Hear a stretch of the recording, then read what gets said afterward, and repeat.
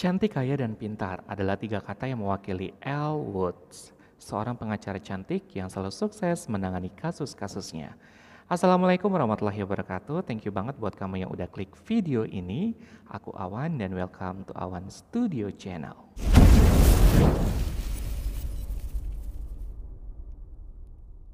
Di ulasan film kali ini aku bakal ngebahas tentang film komedi yang berjudul Legally Blonde 2. Nah, film yang dirilis tahun 2003 ini kembali mengangkat kisah kehidupan pengacara muda berbakat bernama Elle Woods. Kisah berawal saat Elle ingin mencari tahu keberadaan induk dari anjing chihuahuanya yang bernama Bruiser. Setelah diselidiki, ternyata induk Bruiser menjadi kelinci percobaan dari perusahaan kosmetik bernama Chase Manavik. Mengetahui Chase Manavik merupakan salah satu klien di kantornya, Elle pun memaksa atasannya untuk memutus kontrak kerja mereka. Tentu saja protes ini justru berbuah pemecatan. You're fired, Elle. What? Tidak ingin menyerah, Elle pun memutuskan meninggalkan Boston. Elle bertolak menuju Washington DC untuk menyusun Bruiser's Bill, yaitu undang-undang yang melarang penggunaan hewan sebagai kelinci percobaan di industri kosmetik. Victoria Root menjadi anggota Kongres yang berperan sebagai atasan sekaligus mentor barunya. Meski kerap mendapat ejekan dari rekan kerja barunya, Elle terus berusaha membuktikan kemampuannya dalam berpolitik. Namun seiring berjalannya waktu, Elle mulai kehilangan harapan pada orang-orang di Washington DC. Akankah Elle berhasil mengesahkan undang-undang yang dia buat? Yuk kita mulai pembahasannya. Film diawali dengan seorang wanita cantik bernama Elle Wood yang menelpon pacarnya Emmett untuk membicarakan rencana pernikahannya.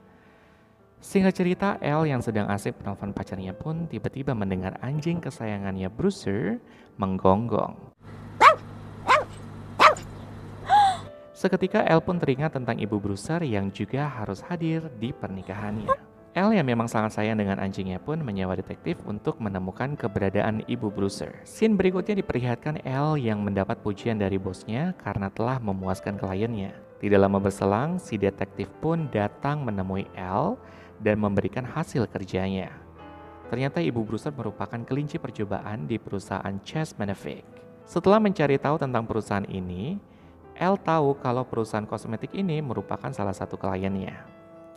Elle pun berusaha menyuarakan pendapatnya yang menentang penggunaan hewan untuk dijadikan kelinci percobaan. Bos Elle yang mendengar hal tersebut pun marah dan langsung memecatnya. You're fired, Elle. What? Ya, bos Elle memecatnya dengan alasan dia tidak mau mempekerjakan pengacara yang tidak serius. Elle yang sedih pun mengurung diri di kamar mandi, dan berkat pujukan Emmett, Elle pun bisa kembali tersenyum. Scene berikutnya memperlihatkan Elle yang sedang fitting baju dan merasa sedih karena gaun yang dia gunakan tidak sesuai dengan yang dia harapkan. Namun tiba-tiba Paulette yang mengoceh menginspirasi Elle untuk melakukan sesuatu dengan magic words-nya. Don't fight the fabric. Change it. Akhirnya Elle pun memutuskan untuk pergi ke Washington DC untuk mengesahkan undang-undang pelarangan penggunaan hewan untuk kelinci percobaan di perusahaan kosmetik. Singkat cerita, Elle pun sampai di Washington DC. Di hari pertamanya bekerja, Elle yang bergaya mencolok dengan baju pinknya dikira adalah seorang mahasiswa magang. Dan terlihat juga dengan jelas rekan kerjanya menganggap dia hanya Barbie cantik yang taunya cuma dandan doang. Di hari pertamanya, Elle pun sudah membuat sensasi dengan mendekorasi meja kerjanya dan bernyanyi pada saat Timothy dan Grace berdebat. Gather ye round, friends and foes together, united and bound. Pass it to your neighbor instead of blowing up, and we'll find harmony and love in the snap cup. Tapi endingnya menyedihkan. They're both stupid. Ya, Elle yang mengajak temannya bermain Snapcap atau permainan untuk membuat rekan kerja semakin akrab dengan memuji satu sama lain, justru mendapat ejekan dari temannya. Di scene berikutnya, Grace dan Elle pun menghadiri rapat di ruang kongres. Namun nampaknya Grace yang dari awal tidak suka dengan Elle pun mempermalukan Elle di ruang Kongres.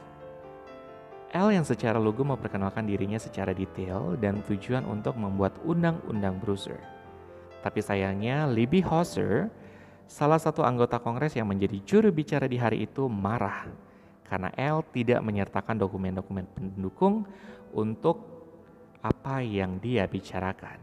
Elle yang kecewa pun kembali ke hotel. Disinilah awal mula Elle bertemu dengan Sydney, saudara kembar kakek Sugiono yang bekerja sebagai doorman.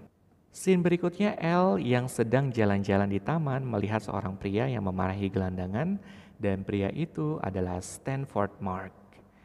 Di sini juga Elle mendapat masukan dari Sydney untuk melakukan pendekatan dengan anggota Kongres yang memiliki pengaruh besar untuk meloloskan undang-undangnya, yakni dengan mendekati Libby Hauser dan Stanford Mark, dan mulailah dia mengatur rencana untuk melakukan pendekatan. Dimulai dari Libby Hauser. Setelah mencari informasi lengkap tentang si Hauser ini, Elle menyusun rencana untuk melakukan pendekatan.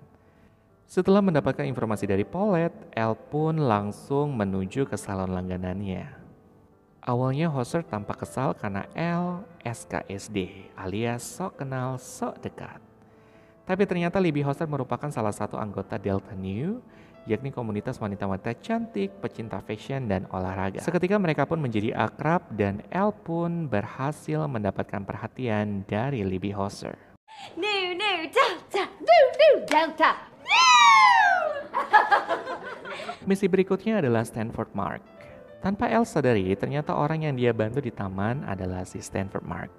Perkenalan mereka pun berawal saat mereka mendapat info kalau anjing mereka adalah gay.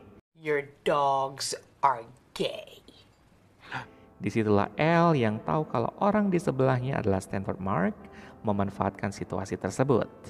Pada saat tiba di kantor, terlihat Grace mengajak taruhan rekan-rekannya. Apakah Elle akan berhasil mengesahkan undang-undangnya? Dan tiba-tiba Elle pun muncul dan ikut taruhan. Ternyata Elle sudah berhasil untuk mendapatkan agenda rapat dengan anggota Kongres. Victoria pun datang dan memberikan selamat. Scene berikutnya memperlihatkan Elle yang menghayal berhasil dengan misinya pun memasuki ruang Kongres. Dan berkat bantuan Stanford, Elle berhasil memasukkan RUU-nya di agenda Kongres. Namun di luar dugaan, ternyata anggota Kongres lain justru tampak menertawakan Elle yang dianggap membuat ide konyol dengan membuat Brewster Bill. Elle yang tampak kecewa pun bergegas pergi dan ternyata Sydney datang menemuinya dan memberikan informasi penting untuk misinya.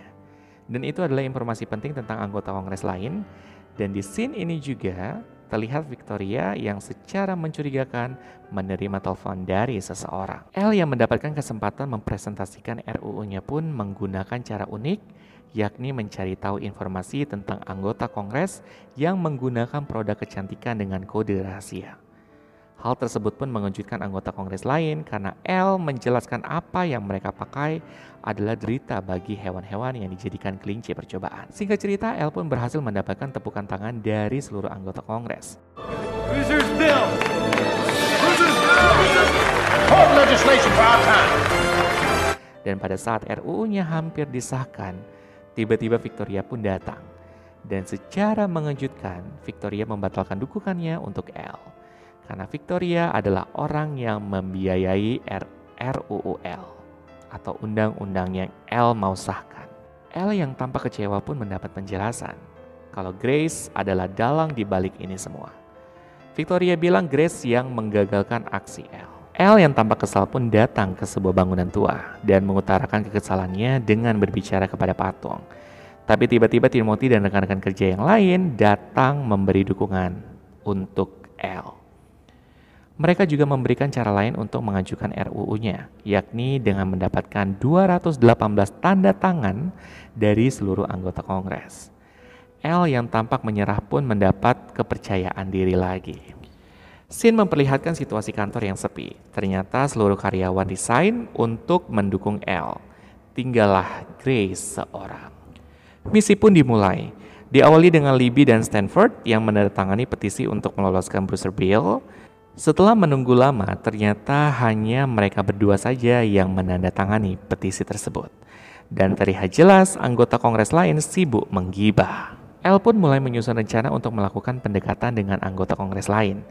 Dan tentunya mencari bantuan dari teman-temannya, Margot, Serena, dan juga Paulette. We're here! Oh gosh, we can't wait to see them all. Who's ready to discharge? Aksi pun dimulai, mulai dari mengejar-ngejar, jasa layanan potong rambut, sampai ke aksi Margot dan Serena. Dogs of the world unite! Bow wow wow yippee yo yippee yay. Bow wow yippee yo yippee yay. Bow wow wow yippee yo yippee yay. Bow wow yippee yo yippee yay. 2, 4, 6, 8. Sign the petition, win a date. Go, Brucersville, go! Terlihat Victoria yang sedang menelpon pun menjelaskan kalau ternyata dia adalah dalang di balik kegagalan Elle. Victoria disuap oleh bos perusahaan kosmetik untuk menggagalkan aksi Elle. Timothy yang datang pun mengabarkan kalau salah satu anggota Kongres membatalkan memberikan tanda tangannya dikarenakan hasutan dari seseorang. Elle yang curiga dengan Grace pun langsung datang ke kantor untuk menjumpai Grace.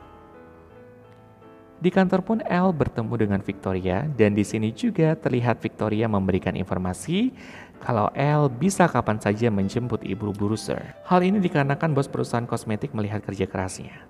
Elle yang tampak percaya pun pergi.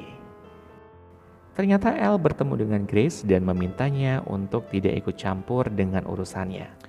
Tapi Grace menyangkal dan bilang kalau dia tidak tahu apa-apa. Kemudian Grace juga menjelaskan jangan ganggu Grace lagi karena dia tidak peduli dengan apa yang Elle lakukan. Saat ini dia sedang sibuk karena Victoria ada wawancara. Elle yang mendengar hal itu pun curiga dengan Victoria dan benar aja. Elle yang terus nyerocos membuat Victoria mengakui kalau ini adalah perbuatannya. You lied to me about your lunch hour. Why? I lied to you. Orang yang bertanggung jawab atas kegagalannya adalah Victoria sendiri. Pada saat percakapan mereka, Grace yang tidak sengaja mendengar percakapan mereka pun merasa kesal. Karena dia tahu kalau dia difitnah oleh Victoria. Grace yang kesal pun melihat ada mesin perekam yang masih aktif dan punya ide cemerlang. Elle yang kehilangan kesabaran pun mulai melancarkan aksinya untuk meminta bantuan ke semua anggota Delta Nu. Dia pun mengadakan unjuk rasa di jalan untuk meloloskan RUU-nya. Setelah aksinya itu, dia pun berhasil mengumpulkan 203 tanda tangan. Dan masih perlu 15 tanda tangan lagi. Tiba-tiba Grace pun menelpon Elle untuk membantunya mendapatkan sisa tanda tangan dengan menyuruh Elle menyiapkan pidatonya. Keesokan harinya, Elle yang tampak heran pun bertanya kepada Grace kenapa dia membantu Elle. Grace yang tampak santuy menjawab kalau dia ingin melakukan kebaikan di karir politiknya. Rapat pun dibuka oleh Victoria karena ancaman dari Grace. Elle yang sudah mempersiapkan teks pidatonya di luar dugaan membicarakan hal lain. Tapi ternyata apa yang dia sampaikan menyentuh hati seluruh anggota Kongres. Dan akhirnya Elle pun mendapatkan sisa tanda tangan yang dia butuhkan. And you know what? Orang terakhir yang menandatangani petisinya adalah Victoria sendiri. Elle pun berhasil mengesahkan RUU-nya. Dan Ibu Brewster pun kembali ke pangkuannya. Elle dan Emmett menikah dan Snapcap pun dimainkan di ruang Kongres. And happy ending. Thank you banget buat kamu yang udah nonton sampai habis. Jangan lupa like dan share video ini. Thank you.